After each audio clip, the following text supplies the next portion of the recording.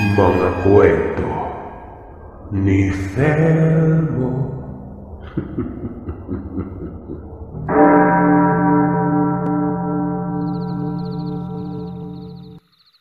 Itago niyo na lamang ako sa pangalang Ben, taga Carmen, Bohol.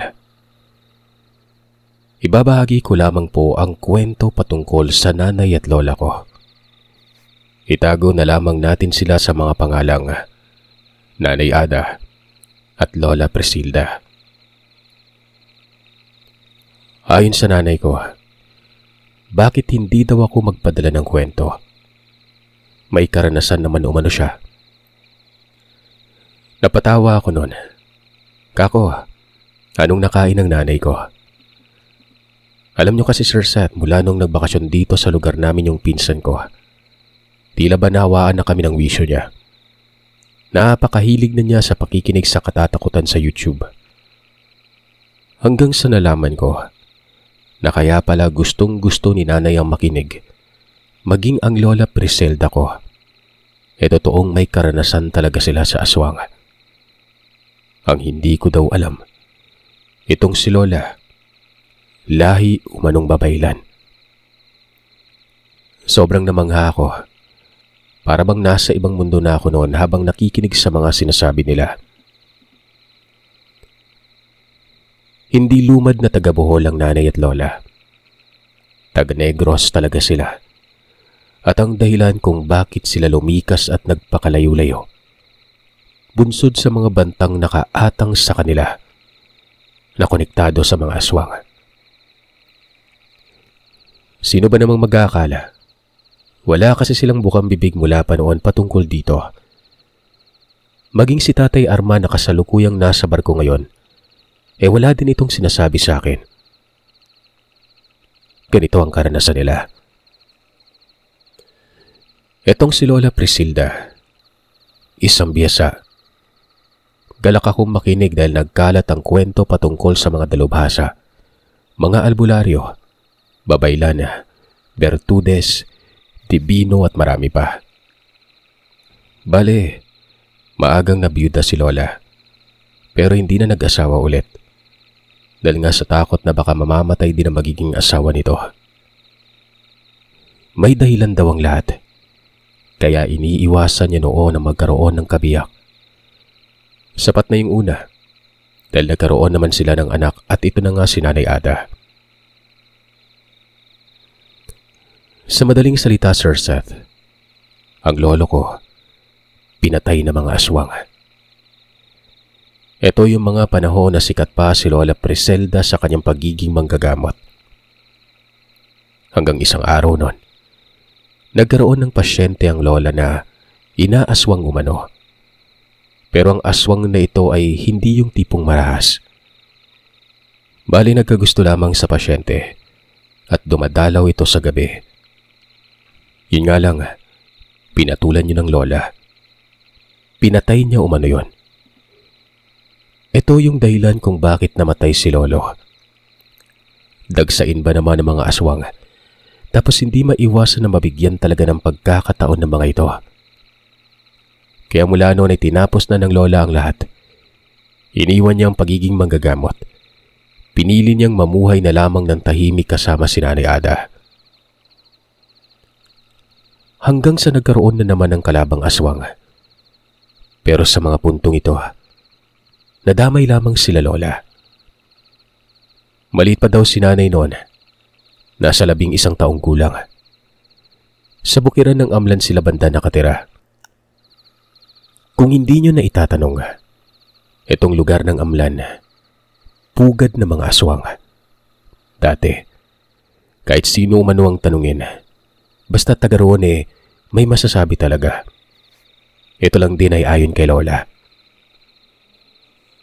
Wala naman sanang kabangayan sila Lola Presilda sa mga nilalang na ito. Sadyang nagkaroon lamang talaga ng pangyayari noon na muling nagmeet siya kung bakit may mga kalabang aswang na naman. Ang dahilan nito, may mga ilang nagpaplanong tugisin ng mga yon. Ito na ang mga kaanak ng Lola. Marami kasi talaga silang may mga kaalaman, Sir Seth. Gaya ng sinabi ko, babaylan si Lola at hindi na maipagkakaila dyan na may mga kasama talaga siya. Hanggang sa nagsimula na noong manugis na mga aswang ang kaanak ni Lola. Sobrang nabahala sila noon, gawa ng hindi maiiwasan dyan na madadamay. Oo, at may kakayanan si Lola na protekta ng pamilya. Pero kapag marami na kasi yung mga nilalang, ibang usapan na umano yan. Sinabihan ni Lola Presilda ang kanyang mga pinsan na hanggat maaari, huwag papatay. Total, hanggang sa pagpaparamdam lamang umano ang mga nilalang. Natural lamang umano yun gawa ng sinusumpong ang mga ito, pero hindi naman nangahamak. May panakanakang mga residente na inaaswang na buntis pero nagagawa naman ng paraan yon. Kumbaga, hanggang pagkaskas lang at hindi talaga nakakapamiktima ito. Dahil nga naroroon naman sila. Pinaliwanag niya na naranasan na nila ang makalaban ng mga kaskas. At ito nga ang naging dahilan sa pagkasawi ni Lolo. Kaya ayaw niyang maulit yon. Dahil hindi lahat ng aswang takot sa mga may karunungan. Minsan ang iba sa kanila, nakakayanang matagalan o malabanan ang kung anong pangontra. Nabanggit na rin ang kaskas. Ito yung katanyagan sa Negros sa tinatawag na gabunan. Maraming uri ng kaskas. May kayang magpalit ng anyo, mula tao, magiging baboy, pusa, ahas at kung ano-ano pa. Ito yung uri ng kaskas na may mga karunungan. So bali ayun na nga. Matapos abisuhan ng Lola Presilda mga kaanak, nakinig naman ang mga ito. Pero ang tanong, susunod ba? Isang gabi noon, iyak ng iyak itong si Nanay Ada. Ang katabi sa pagtulog nito ay ang pinsan niyang babae din. Bali 3 sila sa bahay noon. Malit lang pero pulido ang pagkakagawa. Semento ang kalahati at ang parting itaas amakan na. Napapaligiran ng lugar ng mga kawayan at niyog. May mga ilang mga saging at iba't ibang klase ito. Saba, latundan at yung mga malalaking saging na tinatawag na lakatan. Tinanong ng Lola kung bakit umiyak ang nanay. Masakit umano ang kanyang likod noon. Tapos para umanong nilulubag ang kanyang bituka. Dali-dali naman yung pinahiran ni Lola lang lana. Hinilot-hilot. Hanggang sa namalayan ng Lola na ang ginamit niyang lana noon, umiinit umano. Dito na nagduda si Lola Presilda. Dali-dali niyang tinabunan ng kumot si Nanay Ada at ang pinsan nitong si Lorena. Sumilip sa bintana si Lola. May nakita siyang anino na mabilis na dumaan. Binati ito ni Lola. Ang sabi ay kung maaari umano, huwag sa kanila. Doon na lang sa ibang baryo. Masyado umanong agresibo at ano ba daw ang kasalanan nila noon? Huwag ang anak ko. Wala akong atraso sa inyo Doon kayo sa ibang lugar. Dagdag pa ng Lola. Siyempre, nandyan na talaga ang kakaibang presensya sa paligid noon. Lalo na nang pagbuksan pa ng tuluyan ni Lola ang bintana. Sumambulag doon ang masangsang na amoy at mabigat na pakiramdam. Hindi naman gaano mabaho itong kaskas, maliban na lamang umano sa balbal. Yun parang may katabi kang dumi kapag napadaan yon. Sa kabila ng mga sinabi yun ng Lola, hindi umano umaalis sa mga nilalang. Naroroon pa rin ang presensya ng mga ito. Para bang wala silang pake. Nagalit si Lola dahil baka nagkaroon na ng malalim na bangayan ng aswang kontra sa kanyang kaanak. At dahil may iisang dugo lamang silang nananalaytay, damay pati si Lola noon. Kung tingin nyo talaga'y kalaban ako, abay paninindigan ko na lang ito. Hindi din naman kayo nakikinig. Ngayon, kapag ako ang lumabas ng bahay, asahan nyo nang may mangyayari sa isa sa inyo. Saan dito? Walang pagtugon ng mga nilalang. Alam daw ni Lola na mahigit ito sa 2 at alam niya rin kung saan ito nakatoka. Nasa kawayan umano ang isa, habang ang iba naman ay nasa maisan lamang nakakagapas nun. Tumango si Lola. Kinuha niya ang kanyang itak. Kasabay naman noon ay inilabas na ng Lola ang kanyang kwintas. Itim na kahoy ito na inukit. Nakita ko na yun, Sir Seth. Ang tawag ng Lola dito, Trespico na baliktaran. Agimat daw yun at talagang sobrang bisa nito sa aswang. Nagising naman si Lorena.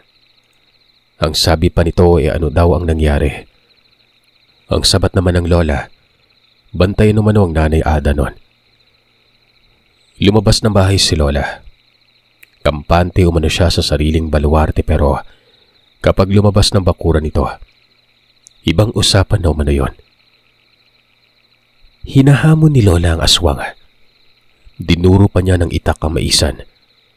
Sigaw niya kung ano daw ang totoong motibo. Huwag na umanong mag-aksaya ng panahon. Naroroon na umano siya at pauunlakan niya ang pagbisita. Kung makikipagpatayan sa kanya, hahayaan niyang lumapit ang nilalang. Paulit-ulit ang pagsisisigaw na yon pero wala naman umanong lumalapit. Batid ni Lola na alam ng mga kaskas na ito ang peligro kung sakaling kumagat sa kanyang paghahamon. Kaya ang ginawa ng Lola Prisilda, tinaga niya umano noon ang lupa at nagkiskis sa kanyang itak sa bato. Itong pamamaraang ito umano, mapipilitan ang mga kaskas na lumapit. Hindi umano nadadaan sa simpleng paghahamon. Kaya ang ginawa ni Lola, kinalik niya mga ito. Alam niya na ilang saglit lang ay kakagat at mapipilitang lumapit. Ay na nga, may nagpakita. Isa umanong lalaki. Sa mga puntong yon sina Nanay Ada at pinsan nitong si Lorena. Nakadungaw na rin sa bintana. Alalang-alala daw ang Nanay Ada noon. Sa mga oras na yon ay wala na din siyang dinadaing sa katawan. Lumabas ito pero pinagalitan siya ng Lola Prisilda. Huwag na umanong gumawa ng aksyon na magsasanhipan ng pagkahati ng kanyang atensyon. Pero sadyang matigas ang ulo ni nanay noon. Kasalukuyang may bitbit na rin siyang itak. Ito namang lalaking papalapit. Nakasimangot ang mukha niya. Nanlilisik ang mga mata. Tapos ay nawawala daw ito at lumilipat ng pwesto. Mabalahibo man ang balikat nito. Nakahubad pang itaas. Patuloy pa rin ito sa pag-abante pero habang nangyayari yon, nag-uusal na umano si Lola habang hawak-hawak nito ang kanyang Trespico. Hanggang sa bigla na lamang huminto yon. Para bang nagulat at nagtaka. Lumapit naman si Lola dito at sinabing hanggang sa mga puntong yon. Hangal pa rin ang aswang. Tinagayo ni Lola pero hindi niya pinuruhan. Yung papew lang sa may bisig banda. Kahit papanay nag-aalala pa rin siya noon sa posibleng mangyari sa kasalukuyan. Sinabihan niya itong umalis na.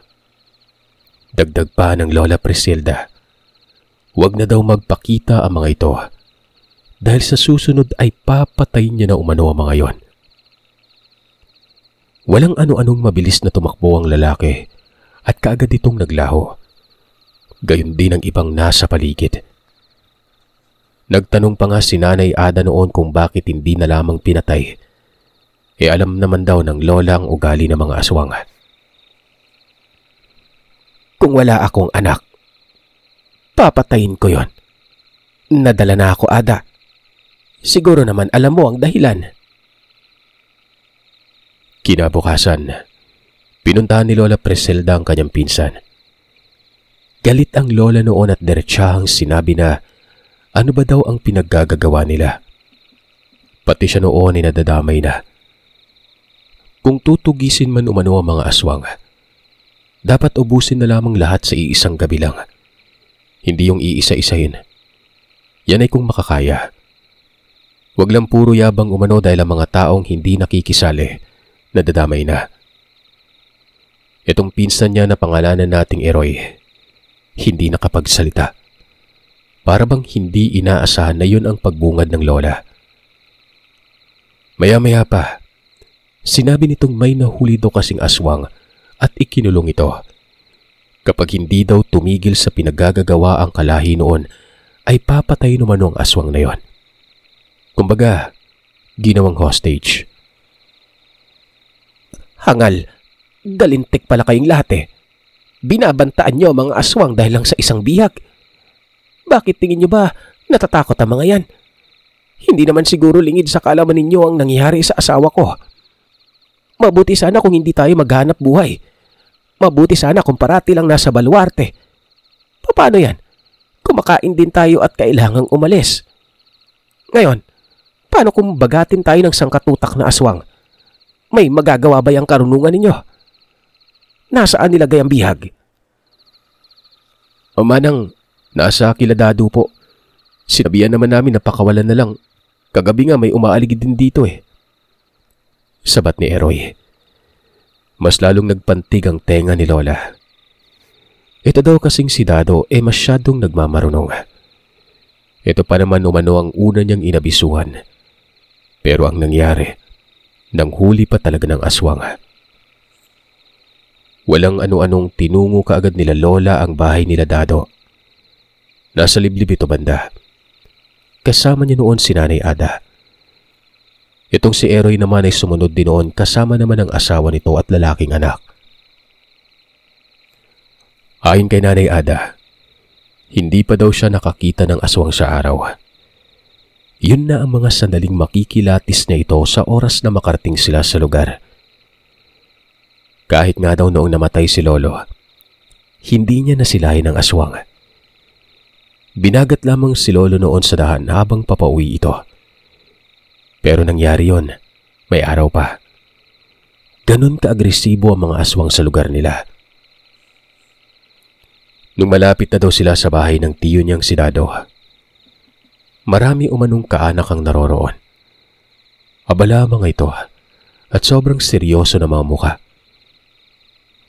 Hanggang sa noong bumugad na sila, nasilayan ni Nanay Ada ang isang babae na nakatali ang paa at wala ng buhay. May bakas ng tama ng itak ito sa may bandang leeg niya. Mura ng mura si Lola Presilda noon. Galit na galit. Mas nadagdagan pa ang galit nang makita ang aswang na patay na. Napatanong si Lola, bakit umano pinatay? Merong sumagot noon. Siya ang umako na siya ang pumatay gawa ng may sumalakay umanong aswang sa kanila at kamuntikan umanong madali ang kanyang dalawang anak. Dahil sa galit ay pinatay niya umano ang aswang na nabihag nila Dado noon. Kamuntikan ng mataga ni Lola ng itak itong pumaslang sa babae. Pangalanan natin itong Tiko. Kamag-anak lamang nila Lola ito pero medyo malayong kamag-anak na. Wala mo'y buot. Binihag niyo ng isang aswang para bantaan ng iba. May nagawa ba ang pagbabanta ninyo? Anong nangyayari dumalaw din sa inyo na katulad ng nangyari sa bahay namin. Tapos ngayon dahil nagalit sa pagdalaw ng aswang, pinatay niyo yung bihag. Anong klaseng pag-iisip meron kayo? Pinalala niyo lang. Ang sarap niyong pagpapatayin. Ano bang sabi ko? Itaboy at wag nang hamakin pa. Total ay wala namang sinasaktang tao. Magsihanda kayo. Tingnan natin ang tatag niyo. Ikaw, Dado, ikaw ang may pakana nito Kapag may bumalik pa sa amin mamayang gabi, ikaw ang susugurin ko dito. Galit na galit talaga si Lola noon. Pero ni isa sa mga tao doon ay walang nakapalag. Alam din kasi ng mga ito na iba si Lola kumpara sa kanila. Karamihan doon, yung tipong baguan pa lamang sa karunungan. Yun bang naisubukan ng kakayanan? Lalo na itong si Dado. Umuwi sila noon. Wala daw kibo itong si Lola. Ipinagdadasal nga ng Nanay Ada noon na walang babara dito habang umuuwi sila dahil kapag nagkataon, baka ito pa ang mapagbuntungan ng galit. Yun din ang unang beses na makita ni Nanay na galit si Lola. Minsan ay naiisip ni Nanay na bakit hindi na lamang sumugal ang Lola noon. Paano daw nagkaroon ng taas ito kung wala din naman palang silbi? Pero minsan, naiisip niyang tama din ito. Hindi din kasi biro ang pinagdaanan nila noon. Nung makarating sila sa bahay, sinabihan siya ni Lola na wag nang gagala. Wag na muna itong mag-aral. Hanggat maaari ay tumigil muna sa pag-aaral. Ayaw niyang mangyari ulit yung dati. Kung ganun pala, Nay, dapat pinatay niya na lang yung kagabi. Para din naman kasing walang mapagpipilian. Parang damay na tayo sa pangyayari. Kung alam ko lang na may bihag, ay nako, itong si Dado. Lorena, narinig mo naman siguro ang mga sinabi ko, ano? Maging ikaw ay titigil din sa pag-aaral. Hanggat maaari dito lang muna tayo. Hindi ko alam kung anong mangyayari mamaya. Lalo't kapag nalaman ng mga aswang na pinatay yung isang kauri nila pati tayo damay dito.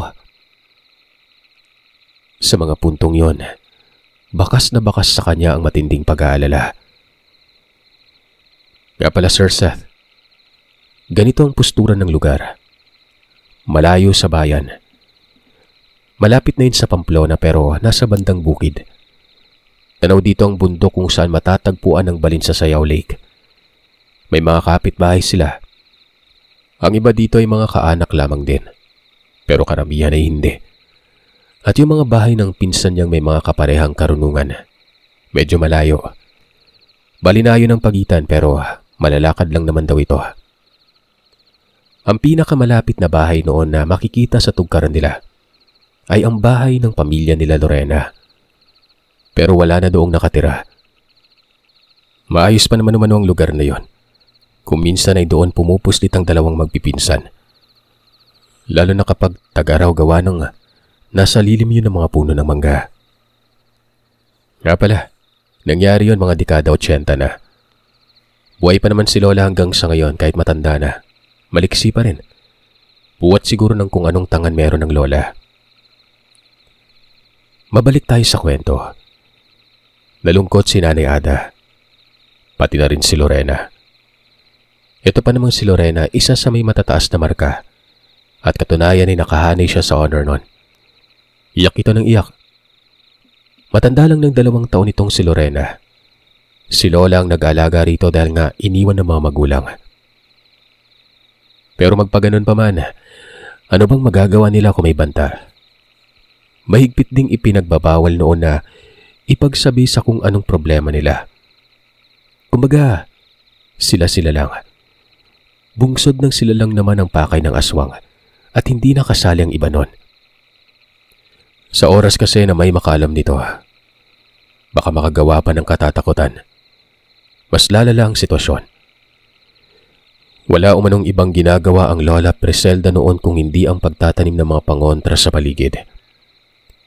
Bukod sa may bakod talaga na buhay na salita ang bahay, dinagdagan ng Lola ang pangontra. At ito na nga yung kung anong itinatanim noon.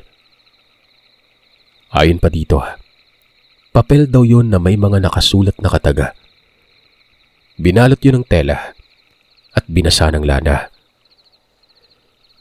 Si Nanay at Lorena, nangunguha ito ng mga tinatawag na kagingking. Yung mga sanga-sanga ng kawain na may mga tinik. Nilalagay nila yon sa paligid bilang bakuran. Kinahapunan, doon na nagsimulang magpausok si Lola Presilda. Halo-halong dahon ang inilagay.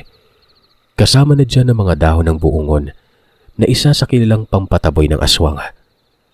Hinahaluan naman nun ng lana yon. 3 bahagi ng paligid ang may siga.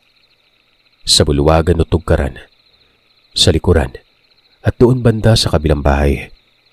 Sa tirahan nila Lorena. May nakalagay ding mga pangontra doon. Ito daw kasi ang sabi ni Lola Presilda. Kung sakaling maipit sila ay doon sila tatakbo sa kabilang bahay. Kahit papano ay mas matibay umano yon. hindi na daw sila magtitiwala ng husto sa kung anong poder ang nakapaligid. Dahil darating din ang punto na makakahanap ng paraan ng mga nilalang. Ang importante, nasa loob lamang sila ng bahay.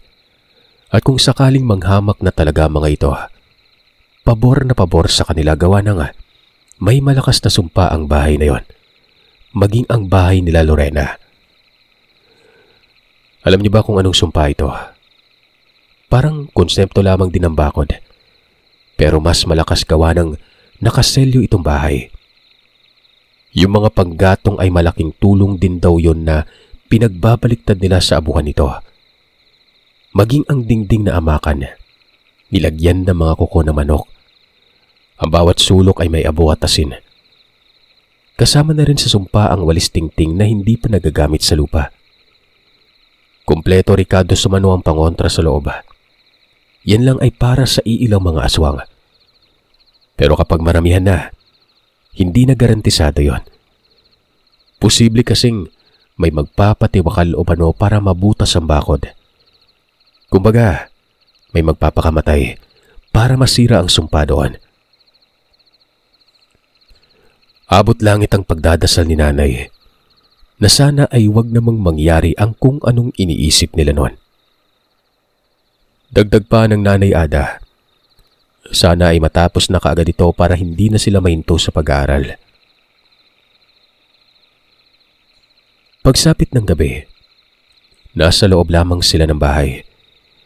Habang kumakain ng hapunan noon sa lamesa na may maliit na lampara, nakikiramdam daw sila sa paligid. Walang ibang sinisipat si nanay noon kung hindi itong si Lola Presilda, na kasalukuyang nasa altar at hawak ang rosaryo. Panay ka pa sa kwintas na 3 piko. Hanggang sa lumalim na umano ang gabi, wala namang kakaiba. Kalmado lamang din si Lola Presilda. Nakikiramdam din pagkatapos magdasal sa altar. Pasilip-silip pa yon sa bintana. Nagmungkahi pa nga na matulog na umano sila nanay Ada noon. Si Lola na umano ang magbabantay sa kanila. Mga pasado 12:00 noon, dumating si Eroy. Nagsisisigaw ito sa labas ng bahay, humihingi ng tulong. Nabulabog daw sila noon at nang pabuksan daw ito, namumutla ang mukha tapos may mga sugat sa katawan. Ang sabi, sinalakay daw sila Dado.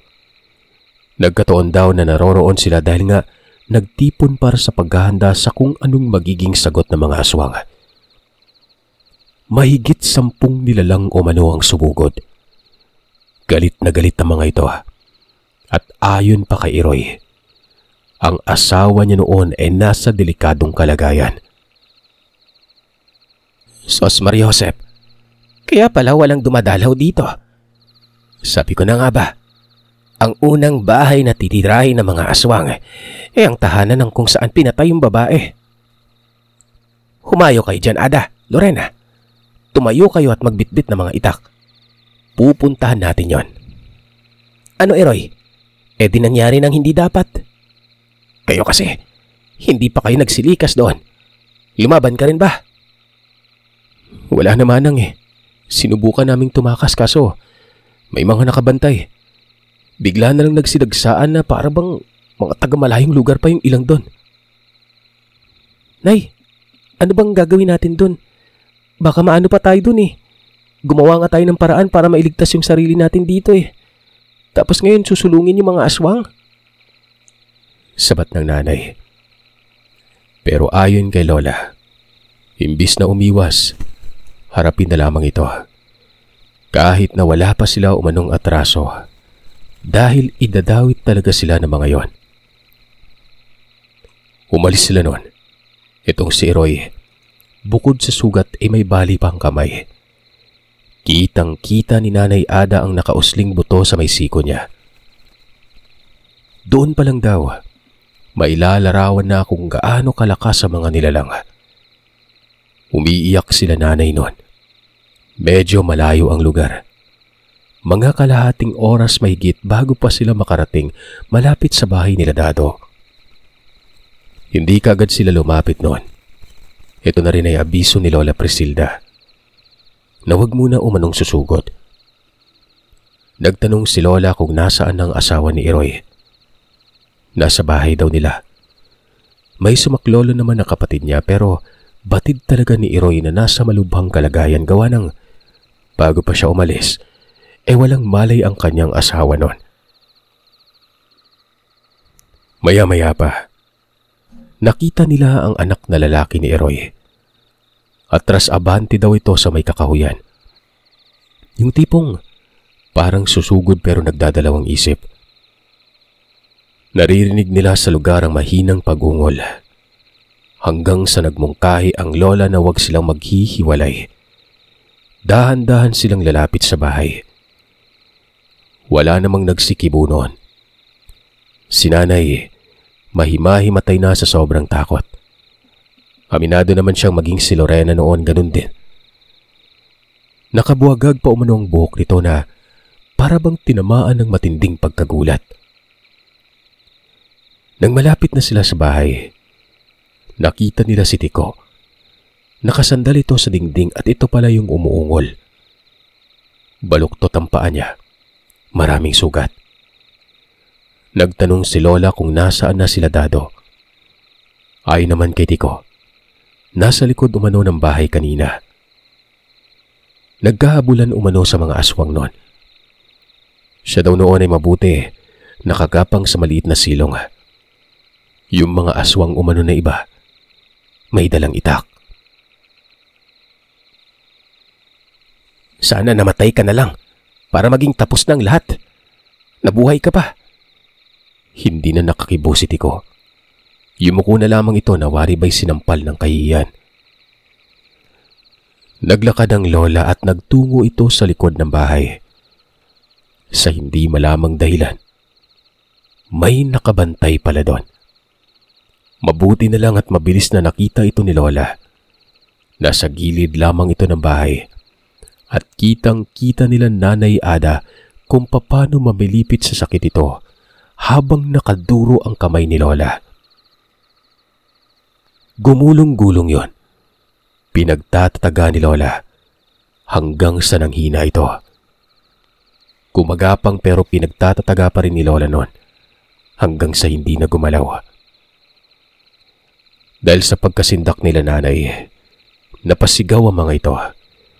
Pinapasok sila ng bahay ni Lola at sinabihang wag na wag umanong lalabas. Pagkapasok naman nila nanay sa bahay, nagkalat umano ang mga gamit nun. May butas din ang bubungan na para bang dinaanan yun ng aswang. Sumunod naman si Eroy kay Lola. Nakasilip lamang si Nanay Ada sa may bintana. May nakita silang nakahandusay sa lupa. Hindi tao. Nakahubot-hubad daw yon. Hanggang sa may napansin itong sinanay na paparating.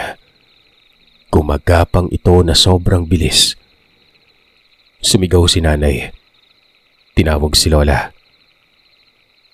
Pero bago pa man makalapit kay Lola ang gumagapang na yon, humarang ang anak na lalaki ni Eroy.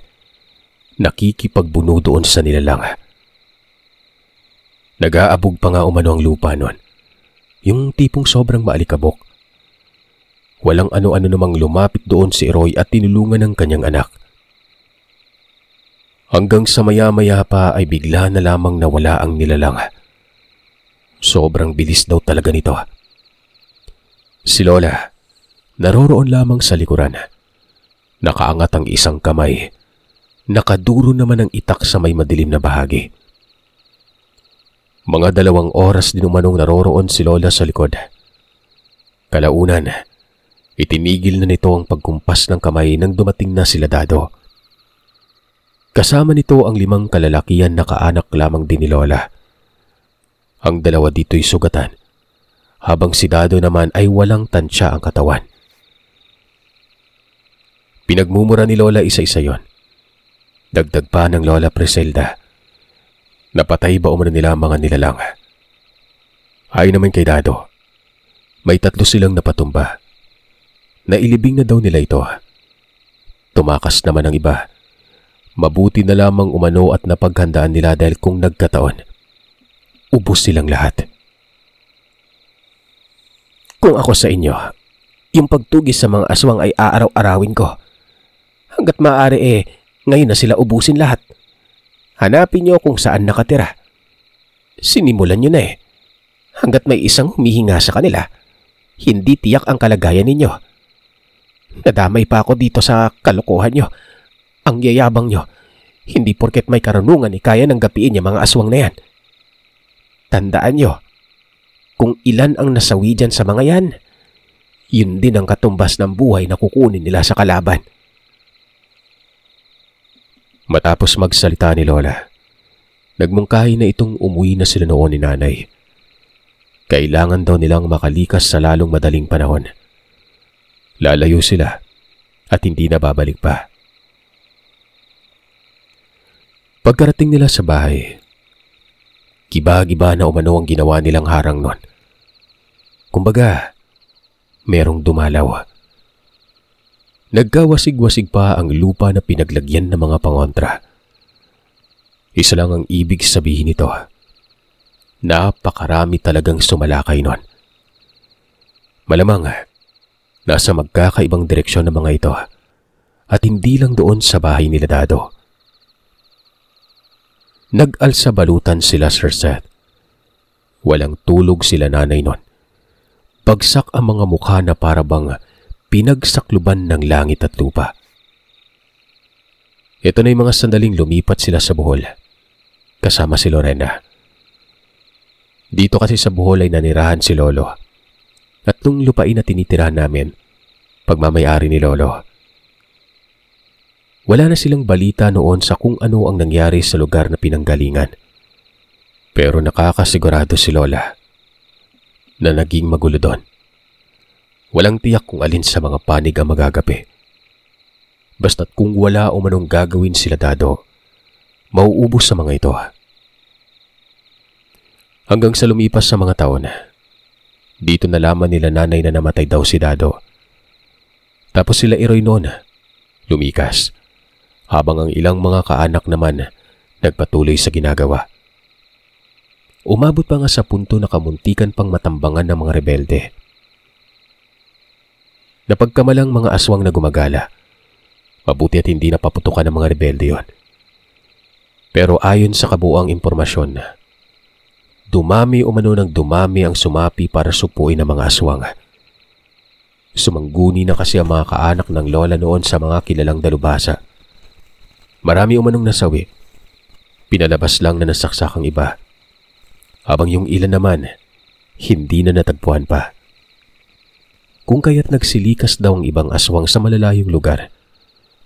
Pero syempre, hindi pa rin garantisado ang lahat dahil bagamat nagawan ng paraan, posible pa rin gumante ang mga yon. Hindi naman sana nangyari daw yon kung hindi lang sobrang mapusok ang mga kaanak ni Lola. Wala namang ginawang pang-iistorbo yung mga nilalang. Tapos, yun pa yung ginawa nila. Pero sabi ni Lola, wala na umano siyang pakidon. Ang importante ay ligtas sila at hindi nadamay pa. Wala talagang kasiguraduhan, kahit na may karunungan pang taglay. Lalo na't kapag marami ang aswang. Mga kaskas pa mga ito, diba? Hanggang dito na lamang po ang kwento, Sir Seth. Maraming salamat sa inyo.